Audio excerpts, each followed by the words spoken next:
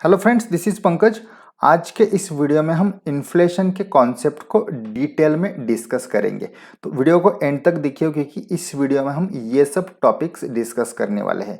सबसे पहले देखेंगे कि व्हाट इज इन्फ्लेशन एंड इसे कैसे मेजर किया जाता है।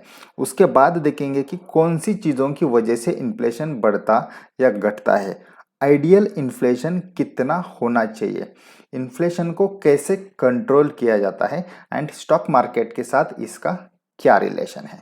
तो वीडियो को एंड तक देखिए, ये सब टॉपिक्स हम वन बाय वन डिस्कस करेंगे। सबसे पहले जानते हैं कि इन्फ्लेशन क्या होता है। हम सबको पता है कि समय के साथ कोई भी प्रोडक्ट जो हम यूज़ करते हैं, कोई भी जो सर्विस हम यूज़ करते हैं, उसके प्राइस में बढ़ोतरी होती है। मतलब 20 साल पहले, 30 साल पहले किसी भी प्रोडक्ट का जो दाम था, उसके कंपैरिजन में आज का उसका प्राइस बहुत ज़्यादा बढ़ चुका है। इसे ही दूसरे वर्ड में हम ये कहते हैं कि हमारे पास जो मनी है, उसकी परचेसिंग पावर घटती है। फॉर एग्जाम्पल, 20 साल पहले या 30 साल पहले हम अगर एक चाय या कॉफ़ी का कप का अगर प्राइस हम कंपेयर करेंगे, तो वो कंपैरेटिवली बहुत कम था। इंडिया में हम अगर चाय का प्राइस आज देखेंगे तो ऑन एन एवरेज 10 रुपये पर कप इसका प्राइस है। बट यही प्राइस 20 या 25 साल पहले 1 रुपये 2 रुपये के रेंज में था। तो मतलब इसमें लगभग 10 गुना प्राइस में बढ़ोतरी हो चुकी है। इसके अलावा कोई भी दूसरा प्रोडक्ट हम कंपेयर करेंगे कि कोई भी फूड आइटम ले लो, बर्गर ले लो या इंडिया का कोई भी फूड ले लो, उसके प्राइजेस उस समय बहुत कम थे। समय के साथ हर चीज़ के प्राइजेस बढ़ रहे हैं। दूसरे शब्द में हम ऐसा भी कह सकते हैं कि हमारे जो मनी का पर यूनिट परचेसिंग पावर है, उसमें रिडक्शन हो रहा है। मतलब मान लो कि 25 साल पहले 100 रुपीज़ की बहुत वैल्यू थी। मतलब 100 रुपीज़ में हम बहुत सारी चीज़ें कर सकते थे। तो मान लो कि किसी ने तब 100 रुपीज़ सेव करके बाजू में रखे हैं, लॉकर में रखे हैं, और आज उसे अगर कोई वो बाहर निकलता है ताकि वो उससे कुछ परचेस कर पाए, तो जितनी चीज़ें कोई उस समय परचेस कर पाता था, उतनी चीज़ें अब बिल्कुल भी उस परचेस नहीं कर पाता।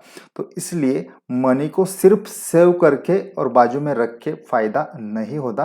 पैसों को इन्वेस्ट करना पड़ता है, उसके साथ उसकी वैल्यू बढ़ती है और तब जाके हमें फ़ायदा होता है। तो सिर्फ सेविंग इनफ नहीं है, उसके साथ इन्वेस्टमेंट भी ज़रूरी है। तो ये भी हमें इससे एक सीख मिलती है।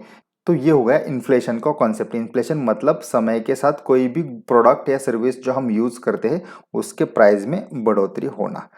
अब हमारे सामने ये सवाल है कि इन्फ्लेशन को कैसे मेजर किया जाता है, क्योंकि अलग अलग प्रोडक्ट या सर्विसेज के अलग अलग दाम होते हैं। तो इसको मेजर कैसे करेंगे? तो इसको मेजर करने के लिए हमारे यहाँ एक सिस्टम है, एक इंडेक्स होता है, कंज्यूमर प्राइस इंडेक्स। ये इंडेक्स को यूज करके हम इन्फ्लेशन को मेजर करते हैं। इसमें क्या किया जाता है कि जो हाउस होल्ड में प्रोडक्ट्स या सर्विसेज लगते हैं, उसके प्राइजेस में समय के साथ क्या बदलाव हो चुका है, उसका एवरेज निकाला जाता है एंड इंडेक्स के फॉर्म में हमारे सामने प्रेजेंट किया जाता है। सो ये कंज्यूमर प्राइस इंडेक्स की हेल्प से हम इन्फ्लेशन को मेजर कर सकते हैं। यहाँ हमारे सामने एक 20 साल का सीपीआई का ग्राफ है। तो यहाँ आप देख सकते हैं कि लगभग 2008 से लेकर 10 के पीरियड में इन्फ्लेशन बहुत ज़्यादा बढ़ चुका था। तो परसेंटेज में हम देखेंगे तो ये लगभग 12% तक गया था। उसके बाद फिर ड्रॉप होकर फिर बढ़ा एंड बाद में अच्छा खासा ड्रॉप यहाँ आया था। अब 2020 के बाद फिर इन्फ्लेशन बढ़ रहा है। यह ग्राफ सिर्फ 2020 तक है, बट अब 2022 में इन्फ्लेशन 7.7 के आसपास आ चुका है। मतलब लगभग इस टेरिटरी में यहाँ आया है। आइडियल इन्फ्लेशन कितना होना चाहिए वो हम आगे देखेंगे, बट सबसे पहले ये जानते हैं कि इन्फ्लेशन बढ़ता क्यों है, कौन सी ऐसी चीज़ें हैं जिसकी वजह से इन्फ्लेशन बढ़ता है। तो इसमें सबसे पहला फैक्टर है कॉस्ट पुश इन्फ्लेशन। इसका मतलब जो प्रोडक्ट्स हम यूज़ करते हैं, उसके रॉ मटेरियल के प्राइजेस अगर बढ़ जाए तो उसकी वजह से प्रोडक्शन की कॉस्ट बढ़ जाती है एंड फिर उसको कॉम्पेंसेट करने के लिए प्रोडक्ट्स के दाम बढ़ाने पड़ते हैं एंड फिर ये प्रोडक्ट्स के दाम बढ़ने की वजह से इन्फ्लेशन बढ़ जाता है। ऐसा बहुत बार होता है। अब हम रिसेंट एग्जांपल देखेंगे तो रशिया यूक्रेन वॉर की वजह से क्रूड ऑयल के प्राइजेस बहुत बढ़ गए और बहुत सारे बिजनेसेस को क्रूड ऑयल की ज़रूरत पड़ती है। ट्रांसपोर्टेशन कंप्लीटली उस पर डिपेंड है। तो क्रूड ऑयल के प्राइजेस बढ़ने की वजह से प्रोडक्शन कॉस्ट बढ़ गई एंड फिर उसको कॉम्पेंसेट करने के लिए प्रोडक्ट्स के भी प्राइजेस बढ़ गए एंड फिर इन्फ्लेशन बढ़ गया। तो इस तरीके से रॉ मटेरियल की प्राइस में जब भी बढ़ोतरी आती है तो उसका इन्फ्लेशन पे डायरेक्ट इम्पैक्ट होता है, उसकी वजह से इन्फ्लेशन बढ़ता है। ये एक मेन रीज़न है इन्फ्लेशन बढ़ने का। इसके अलावा दूसरा रीज़न है डिमांड पुल इन्फ्लेशन। मतलब क्या कि किसी भी चीज़ की डिमांड अगर बहुत ज़्यादा बढ़ जाए तो उसकी अवेलेबिलिटी के कंपैरिजन में डिमांड ज़्यादा होती है एंड फिर प्रोडक्ट का शॉर्टेज हो जाता है, और ऐसे सिचुएशन में फिर इंडस्ट्रीज उसका फ़ायदा उठाती है एंड प्रोडक्ट के दाम बढ़ाती है। इसकी वजह से फिर इन्फ्लेशन बढ़ जाता है। जब इकोनॉमी की ग्रोथ अच्छी होती है तो लोगों की परचेसिंग पावर भी बढ़ जाती है एंड फिर इसकी वजह से भी डिमांड बढ़ जाती है एंड ऐसे सिचुएशन में भी इन्फ्लेशन बढ़ता है। मतलब क्या कि इकोनॉमी जब ग्रो होती है उस समय भी इन्फ्लेशन बढ़ सकता है या बढ़ता है। तो हमें इकोनॉमी में ग्रोथ भी चाहिए बट इन्फ्लेशन को भी कंट्रोल में रखना है। तो ये टफ काम होता है। इकोनॉमी के ग्रोथ के साथ हमें हायर इन्फ्लेशन भी फेस करना पड़ता है, क्योंकि इस ग्रोथ की वजह से डिमांड बढ़ती है, प्रोडक्ट्स का शॉर्टेज होता है एंड फिर प्रोडक्ट्स के दाम बढ़ते हैं एंड इन्फ्लेशन बढ़ जाता है। तो ये दो टिपिकल मेन रीजंस है इन्फ्लेशन बढ़ने के। इसके अलावा और भी कुछ रीजंस है जिसकी वजह से इन्फ्लेशन बढ़ता है, जैसे कि लेबर्स का शॉर्टेज होना। लेबर का शॉर्टेज होने के कारण फिर प्रोडक्शन कॉस्ट बढ़ती है एंड फिर इन्फ्लेशन बढ़ सकता है, या फिर वेजेस में राइज होना, इससे भी प्रोडक्शन कॉस्ट बढ़ती है एंड फिर इन्फ्लेशन बढ़ सकता है। तीसरा रीजन है एक्सचेंज रेट में जो बदलाव होता है उसके वजह से भी इन्फ्लेशन बढ़ सकता है। किसी कंट्री की करेंसी अगर डिवैल्यूएट हो जाए तो जो चीज़ें हम इंपोर्ट करते हैं उसको इंपोर्ट करने के लिए, खरीदने के लिए हमें ज़्यादा पैसे पे करने पड़ेंगे एंड फिर इसकी वजह से भी इन्फ्लेशन बढ़ता है। और एक फैक्टर है जब गवर्नमेंट मनी प्रिंट करके मार्केट में सर्कुलेट करता है, इसकी वजह से भी इन्फ्लेशन बढ़ सकता है, क्योंकि सेम प्रोडक्ट्स एंड सर्विसेज को ज़्यादा पैसा चेस करने की कोशिश करता है तो डिमांड बढ़ती है एंड फिर इन्फ्लेशन बढ़ सकता है। तो ये सब फैक्टर्स है जिसका इन्फ्लेशन पे डायरेक्ट इम्पैक्ट आता है, और भी कुछ छोटे छोटे फैक्टर्स है जिसकी वजह से इन्फ्लेशन में चेंज हो सकता है। ये कुछ मेजर इम्पैक्टफुल फैक्टर्स हमने यहाँ डिस्कस किए। अब जानते हैं कि आइडियल इन्फ्लेशन कितना होना चाहिए, इन्फ्लेशन होना भी चाहिए या नहीं होना चाहिए। तो आइडियली इन्फ्लेशन होना चाहिए। जीरो इन्फ्लेशन अचीव करना एक्चुअली बहुत टफ काम है, नेक्स्ट टू इम्पॉसिबल हम उसे कह सकते हैं। तो कुछ इन्फ्लेशन होना चाहिए, इन्फ्लेशन जीरो तो बिल्कुल नहीं होना चाहिए, क्योंकि डे बाय डे लोगों का अर्निंग बढ़ते ही जाएगा, अर्निंग कम नहीं होगा या स्टेबल भी उसे नहीं रख सकते। तो अर्निंग बढ़ेगा तो इन्फ्लेशन भी उसके साथ बढ़ना ही चाहिए, तब जाके बैलेंस होगा। सो आइडियल इन्फ्लेशन कितना होना चाहिए? डेवलप्ड कंट्रीज में ये फिगर है 2%। 2% इन्फ्लेशन को आइडियल इन्फ्लेशन कहा जाता है। इंडिया एक डेवलपिंग कंट्री है, इंडिया में 4% का बेंचमार्क है।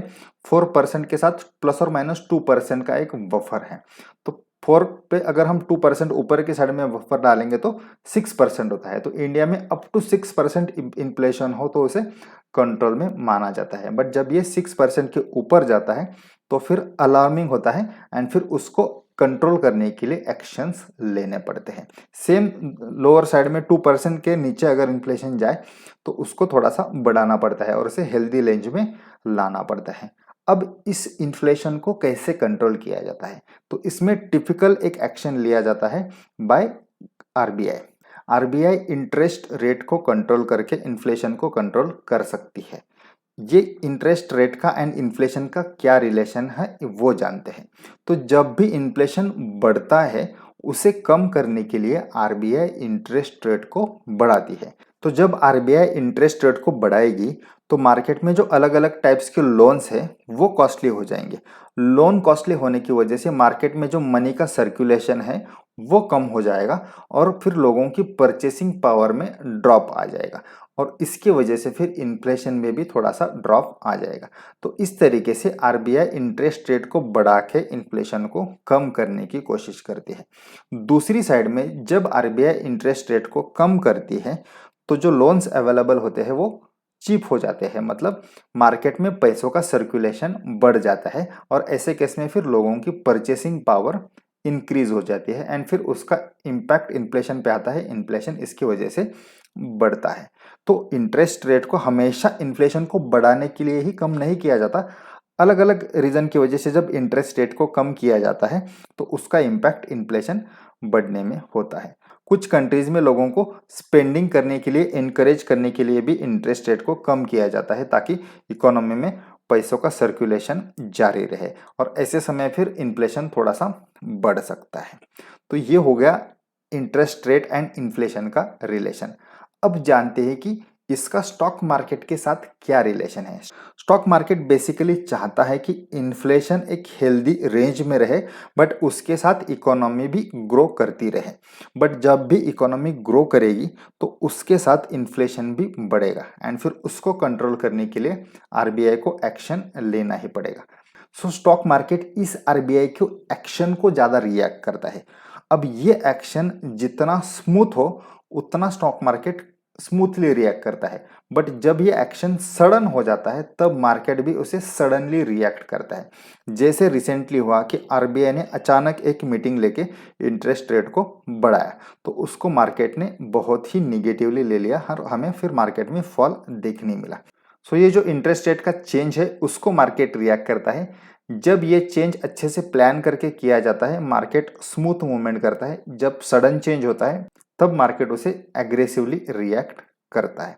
तो इंटरेस्ट रेट का घटना मार्केट पॉजिटिवली लेता है क्योंकि जब इंटरेस्ट रेट घटता है तो इंडस्ट्रीज का मार्जिन बढ़ता है और मार्जिन बढ़ेगा तो कंपनीज का अर्निंग भी बढ़ेगा।